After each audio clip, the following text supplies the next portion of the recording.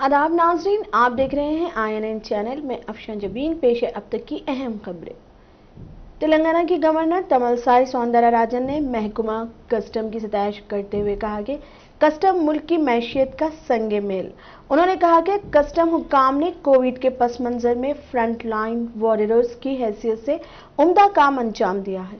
बैनुल अक़वामी custom day के मौके पर फेप्सी भवन, Red Hills, Nampally, Hyderabad customs commissionerate के जेर एहतमाम मुनक़िद की गई तकरीब में गवर्नर तमिलसाई सौंदरराजन ने मेहमान खुसूसी की हैसियत से शिरकत की।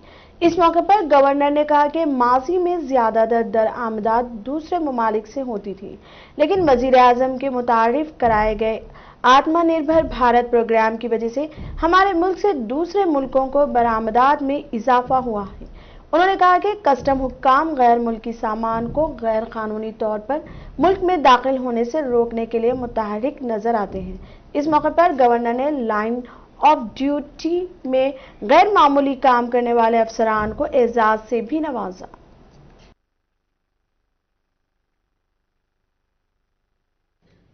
And my respects to Sri J.S. Chandrasekhar, Principal Commissioner, Hyderabad Customs, and my respects to Sri J.B.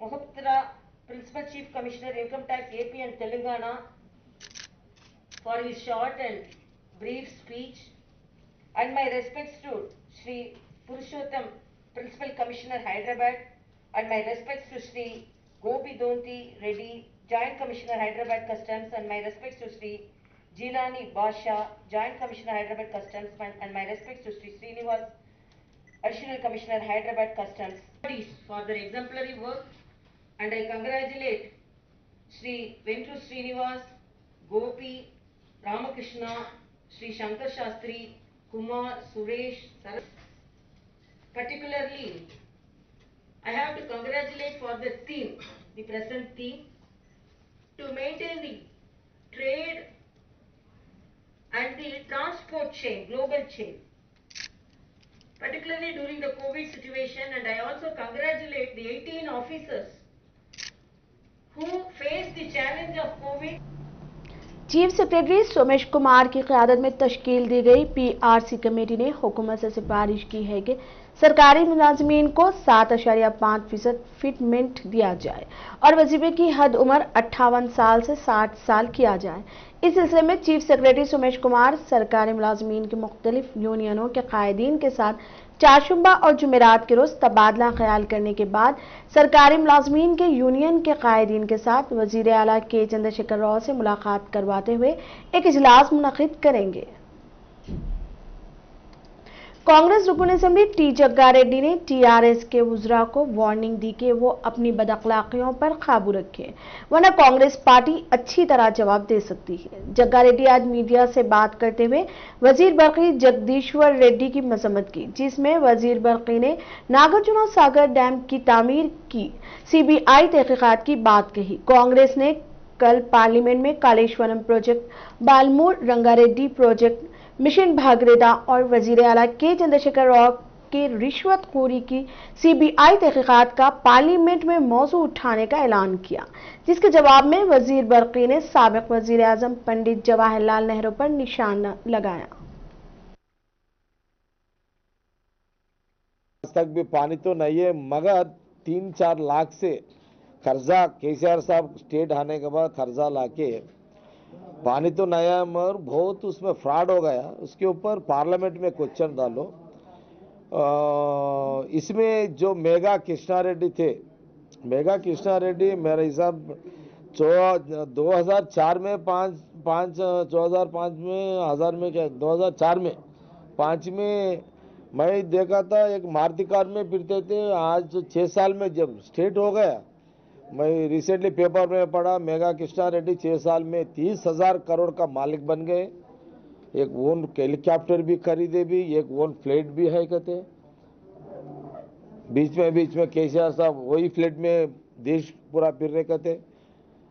खुद तो ये मेगा कृष्णा रेड्डी का रिकॉर्ड है। ये तो हम ये बोले, मैं ये कल मीटिंग में पूछा, भाई मेगा कृष्णा रेड्डी एक मारुति कार से लेके 6 साल में केसीआर साहब सीएम बनने के बाद 6 साल में 30,000 करोड़ मालिक कैसे बना?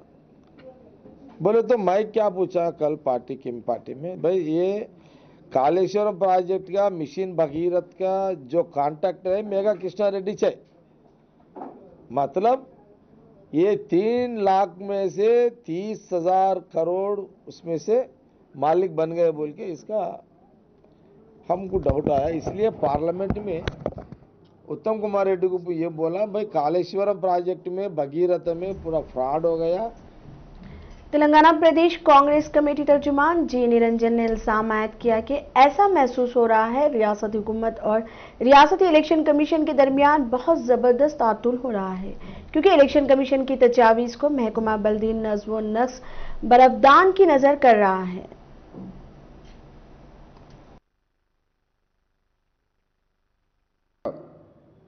टर्म कंप्लीट हो रहा और बकाया म्यूनसिपालिटीज का जो पंचायत से नहीं म्यूनसिपालिटी में कन्वर्ट करे उसका पंचायत का टर्म ऑलमोस्ट कंप्लीट हो गया, इलेक्शंस ड्यू है। तो जो टर्म कंप्लीट होता उससे पहले 3 महीने से पहले ये इलेक्शन का प्रोसेस को स्टार्ट करने का ज़रूरत पड़ता है इलेक्शन कमीशन के वास्ते। तो 14 दिसंबर के दिन जो लेटर लिखे उसके अंदर उन्होंने एक शेड्यूल दिए।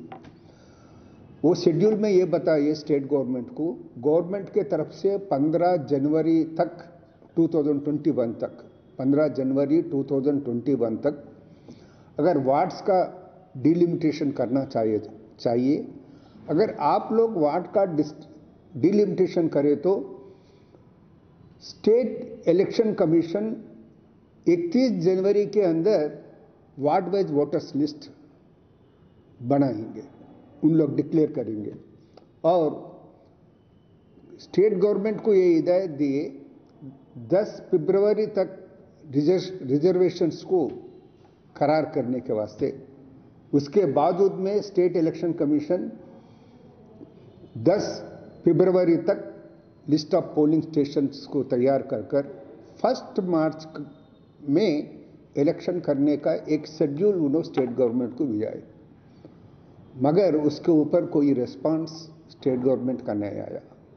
उस वजह से स्टेट गवर्नमेंट को परसों 25 तारीख के दिन लेटर लिखते हुए स्टेट इलेक्शन कमीशन बताया हमारा जो शेड्यूल के मुताबिक आपने।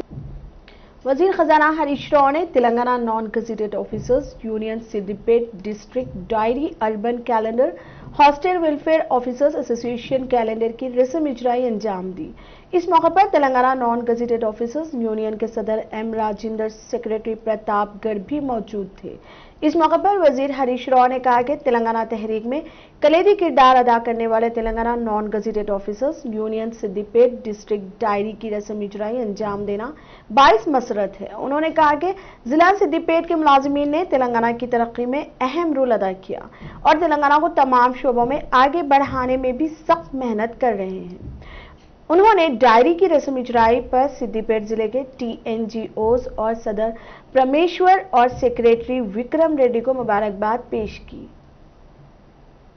वजीर बरक़ी जगदीश रेड्डी ने मीडिया से बात करते हुए सदर तेलंगाना प्रदेश कांग्रेस कमेटी उत्तम कुमार रेड्डी की जानिब से TRS हुकूमत को बदउनवान करार देने की सख्त मजम्मत करते हुए बताया कि बदउनवान TRS हुकूमत नहीं है, बल्कि बदउनवानी का आगाज कांग्रेस दौर इख्तिदार में हुआ और साबिक में कांग्रेस के कई वुज़रा पर बदउनवानी के केसेस दर्ज हुए।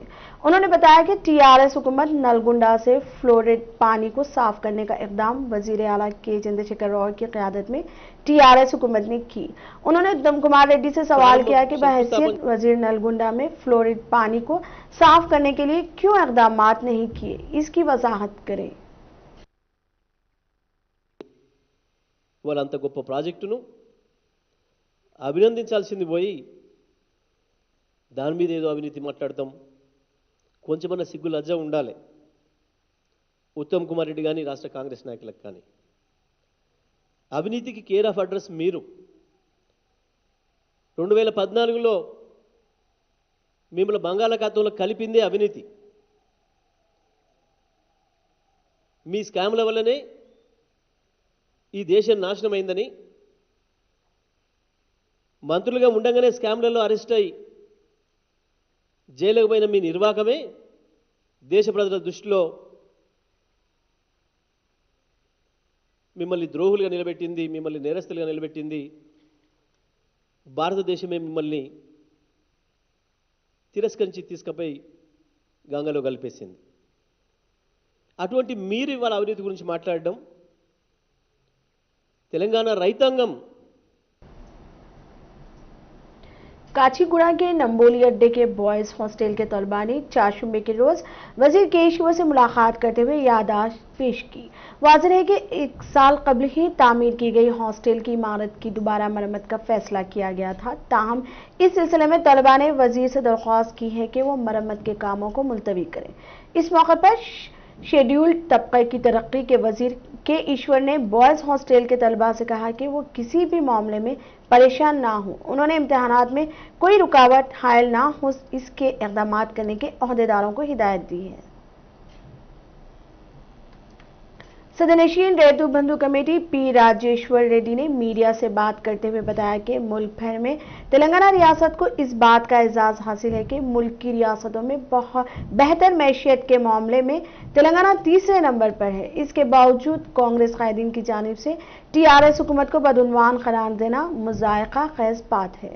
उन्होंने बताया कि मिशन भगीरथ के तहत रियासत के कई देहात में साफ पीने का पानी सरबराह करने के इक़दाम किए जा रहे हैं। इसी तरह किसानों के अर्जियात को सैराब करने का काम किया जा रहा है, जबकि कांग्रेस दौर में एक भी आबपाशी प्रोजेक्ट का काम पाए तकमील नहीं किया गया। उन्होंने उत्तम कुमार रेड्डी से मुतालबा किया कि वो टीआरएस हुकूमत को बदउनवान करार देने पर रियासत की अवाम से माफी मांगे। నాగార్జున సాగర్ లేకపోతే పాత శ్రీరామ్ సాగర్ ప్రాజెక్టు, శ్రీశైలం ప్రాజెక్టు ఎప్పుడో 30-40 ఏళ్ల కింద 50 ఏళ్ల కింద కట్టినే ఉండొచ్చు. ఇవాళ 2004 నుంచి 14 వరకు మీ ముఖానికి ఒక ప్రాజెక్టు కంప్లీట్ చేసిండ్రా? 2014లో మహబూబ్నగర్ జిల్లాలో 1,50,000 ఎకరాలు మాత్రమే వచ్చేది. మేము ఇవాళ 2014 తర్వాత వాటికి నిధులు ఇచ్చుకొని జూరాల మిగిలిన ప్రాంతం, నెట్టెంపాడు, భీమా, కోయిల్ సాగర్, కల్వకుర్తి ఎత్తిపోతల ఇవన్నీ కంప్లీట్ చేసుకొని ఇవాళ 12 లక్షల ఎకరాలు నీళ్ళు ఇస్తున్నాం. దేవాదిలో కూడా మీరు మొదలుపెట్టిండ్రు, మేము 2వ దశ కంప్లీట్ చేసి ఇవాళ నీళ్ళు ఇస్తున్నాం. భక్త రామదాస్ని 10 నెలల్లో కంప్లీట్ చేసినాం. కాళేశ్వరం ప్రాజెక్టు గురించి నువ్వు మాట్లాడటానికి సిగ్గు అనిపించట్లేదా? కాళేశ్వరం ప్రాజెక్టు మీద 4 సంవత్సరంలో పూర్తి చేస్తానని మొబిలైజేషన్ అడ్వాన్స్లే 1,200 కోట్లు తీసుకొని ఇలా కాగుతోని అక్షింతలు పడ్డాయి మీకు. మాకు 2014 తర్వాత ఈనాటి వరకు అది మిషన్ కాకతీయ అయినా, మిషన్ భగీరథ అయినా, ప్రాజెక్టులైనా ఒక్క చిన్న మచ్చ లేదు. ఎవరు ఏలెత్తి చూపలే. అనేక సార్లు మీరు మాట్లాడి ఇప్పటికే కంప్లైంట్స్ ఇచ్చిండ్రు. ఎక్కడ కూడా ఎవరు కూడా అద్భుతంగా జరుగుతుందని చెప్పి. तेलंगाना में 24 घंटों में कोरोना के 147 नए केसेस, मजमूई तादाद 2,03,000 से मुतजाविज। आंध्र प्रदेश में 172 कोरोना के नए केसेस, मजमूई तादाद 8,87,000 से तजावुज कर गई। मुल्क में 24 घंटों में 12,000 कोरोना के नए केसेस, मजमूई तादाद 1,06,00,000 से तजावुज कर गई। दुनिया में 24 घंटों में 52,000 कोरोना के नए केसेस, मजमूई तादाद 10,08,00,000 से तजावुज कर गई।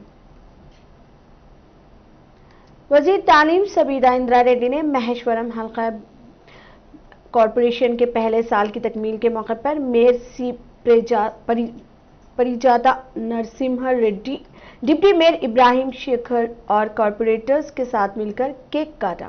इस मौके पर वजीर सबीदा इंदिरा रेड्डी ने कहा कि कॉरपोरेशन मुलाजमीन की बाहमी ताउन से मजीद तरक्की के साथ आगे बढ़ रही है। मेयर ने कहा कि कॉरपोरेटर्स और हुक्काम के ताउन से बिडिंगपेट में म्यूनसिपल कॉरपोरेशन की तरक्की की जानिब गामज़न है।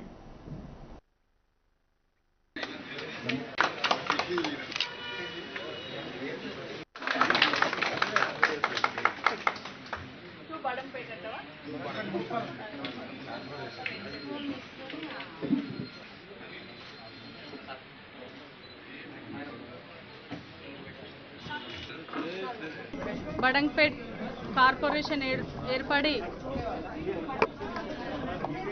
మొట్టమొదట సంవత్సరం పూర్తి చేసుకున్న సందర్భంగా గౌరవ మంత్రివర్యులు ప్రియతమ పేద బడుగు బలహీన వర్గాల ఆశాజ్యోతి సబితా ఇంద్రారెడ్డమ్మ గారి చేతుల మీదుగా ఈరోజు బడంగ్పేట్ కార్పొరేషన్లోని కేక్ కట్ చేయడం జరిగింది. అయితే మేమందరం ఎన్నికయ్యి ఈరోజు బడంగ్పేట్ కార్పొరేషన్ని అంచెలంచెలుగా మన మేడం సబితా ఇంద్రారెడ్డి గారి సహకారంతో అభివృద్ధి చేయడానికి అంచెలంచెలుగా కృషి చేస్తూ ఉన్నాము.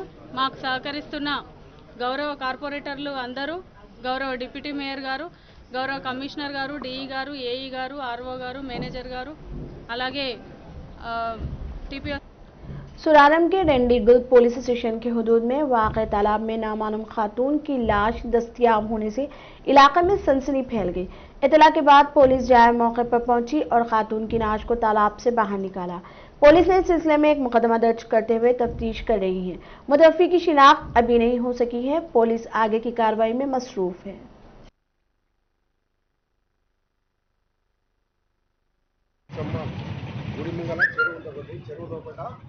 మాకు కాల్ వచ్చింది 100 డైల్ కాల్ రాగానే మేము మా పెట్రోల్ మొబైల్ కానీ బ్లూ కోట్స్ కానీ వచ్చారు, అందరు వచ్చారు.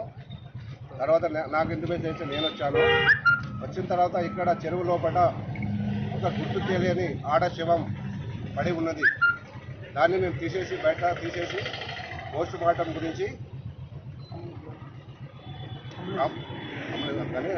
మార్టం గురించి మేము ఉస్మానియా హాస్పిటల్కి పంపిస్తున్నాము. ఫర్దర్ ఇన్వెస్టిగేషన్ చేస్తాము. తర్వాత బాడీ ఎక్కడైనా తెలిసి ఎన్ని గంటల కాల్ వచ్చింది సార్? ఎన్ని గంటలు అంటే 11:30కి మాకు కాల్ వచ్చింది. అప్పుడే మేము స్పందించినాము. మార్నింగ్ 11:30 కాల్ రాగానే మేము వచ్చేసాము. ఆ బ్లూ కోడ్ వాళ్ళు నన్ను ఫోన్ చేసి మీకు ఎలా సమాచారం వచ్చింది సార్? ఇది సమాచారం మీరు టెంపుల్ వాళ్ళు ఫోన్ చేశారు. कांग्रेस के साबिक एमएलसी और बीजेपी नेशनल को इंचार्ज पी सुधाकर रेड्डी ने दिल्ली में मुनक्किदा किसान रैली में होने वाले तशद्दुद के वाक़यात की सख्त मजम्मत की और कहा कि ये इंतहाई अफसोसनाक है। उन्होंने कहा कि चंद मफाद परस्त अनासिर की जानिब से किसान रैली में तशद्दुद बर्पा किया।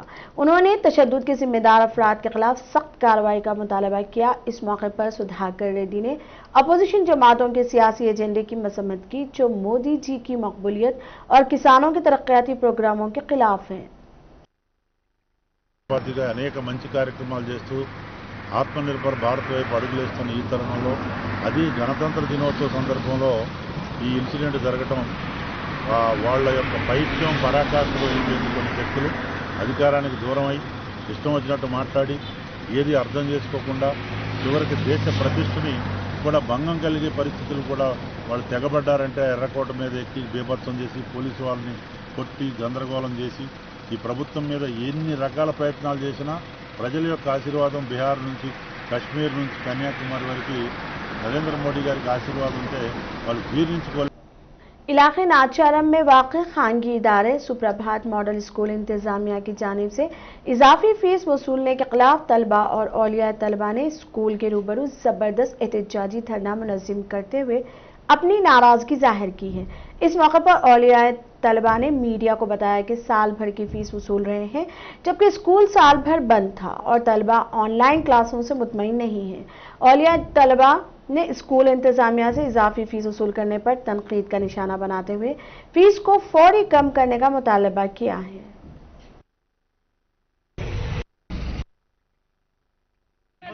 Without any discount, without any consideration to the parents, no deduction in the fee, nothing, and they are including everything as tuition fees and collecting, okay.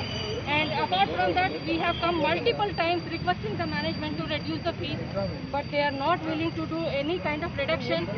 They are just saying whatever was the fee that will continue, okay. And one more thing I want to ask the government is why is that the schools are being commercialized?